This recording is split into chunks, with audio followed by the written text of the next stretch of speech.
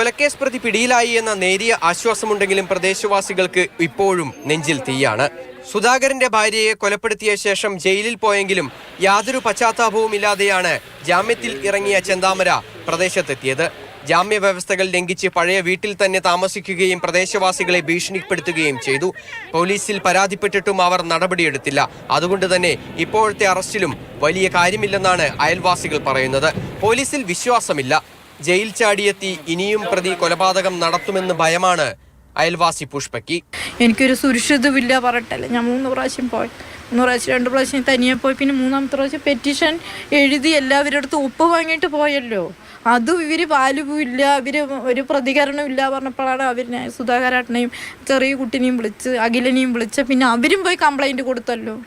പിന്നെ ഞങ്ങൾക്ക് എന്ത് സുരക്ഷിതം തന്നു?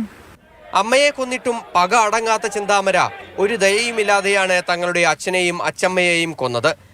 ഇനി ഭയമില്ലാതെ ജീവിക്കണമെങ്കിൽ പ്രതിയെ തൂക്കിലേറ്റണമെന്നാണ് സുധാകരന്റെ മക്കൾ പറയുന്നത്. എന്താണെങ്കിലും തൂക്ക് കയറി ആ ഒരാളിനെ പേടിച്ചിട്ട് എത്ര നാടും ഞങ്ങളും കുടുംബവും എല്ലാം പേടിച്ചിരിക്കല്ല ആ ഒരു മനുഷ്യന് വേണ്ടി. അപ്പോൾ അയാളെ കൊന്നതിന് അതോട് ഇത്തിരി ആശ്വാസത്തെങ്കിലും ഞങ്ങൾക്ക് വെളിയിലിറങ്ങി നടക്കാമല്ലോ.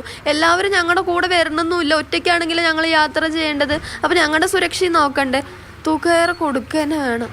ഇപ്പോഴും പ്രൊട്ടക്ഷനാണ്. ഫുഡ് വാങ്ങിച്ചു കൊടുക്കണം, അവർക്ക് എന്താ വേണ്ട വെച്ചാൽ ചെയ്തു കൊടുക്കണം. ഒന്ന് കൊല്ല്, ഞങ്ങൾ അനാഥ ആയില്ലേ. ജയിലിലടച്ച് പോഷകസമൃദ്ധമായ ഭക്ഷണം നൽകി ഈ കൊടും കുറ്റവാളിയെ സർക്കാർ സംരക്ഷിക്കരുത് എന്ന് അഭ്യർത്ഥിക്കുകയാണ് നാട്ടുകാരും കൊല്ലപ്പെട്ടവരുടെ വീട്ടുകാരും. 3 കൊലപാതകം ചെയ്തിട്ടും ഒരു കുലുക്കവുമില്ലാതെ പോലീസ് കസ്റ്റഡിയിൽ നിൽക്കുന്ന പ്രതിയുടെ മുഖം കണ്ടാൽ തന്നെ അറിയാം അയാൾ എത്രത്തോളം ക്രൂരനാണെന്ന്. അയാളുടെ ജീവൻ നഷ്ടപ്പെടാതെ തങ്ങൾക്ക് നീതി ലഭിക്കില്ല എന്നുള്ള ഒരു വിശ്വാസത്തിലാണ് വീട്ടുകാരും നാട്ടുകാരും. സുജി പട്ടാമിക്കൊപ്പം MS ലിഷോയ്, മാതൃഭൂമി ന്യൂസ്, തൃശൂർ.